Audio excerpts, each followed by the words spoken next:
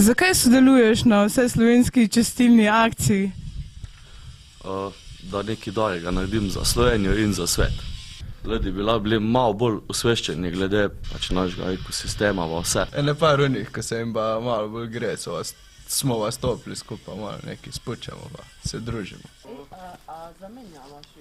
Zdi se mi ful v redu, a lahko bi bilo večkrat na leto. Ker pač je itak povsod ful smetja. Ne, pa to rolo smo prišli skupaj, pucamo pa to je to. Da očistimo Slovenijo, ne pa da je okolica grada čista, ne tako mora biti. Mislim, da je kar pravilno, da bi mogla biti večkrat na leto. Pa da bi mogli tudi oni priti, ko onesnažujejo okolje. Ne samo mi, ko smo okolje varstveniki, tako rekoč. Pa zvedel sem tega frajerja, tole, ko zdrav mene zdaj sedi. Pa on mi je povedal, pa predlagal, pa smo pa šla skupaj na pier, pa sem rekel, bom šel.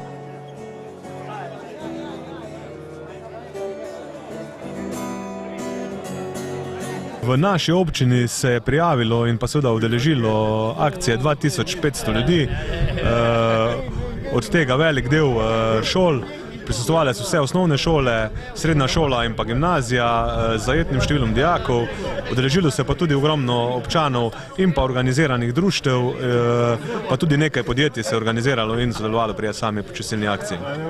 Tu smo imeli pripravljeno 500 porcij pasulja. 10 sodov piva, tako da mislim, da je kar več polovico je že šlo. Občina Ravne je prevzela vlogo koordinatorja zaradi razpršenosti oziroma velikega terena, da se ne bi posamezne skupine prekrivale, smo pač posameznim skupinam dodelili območja. Tako kot je prevzela koordinacijo, čeprav občina Ravne ni organizator, je pač prevzela pobudo, da udeležencem akcije zagotovi topel obrok in pa eno pijačo. Gremo, Slovenija, dajmo se očistiti.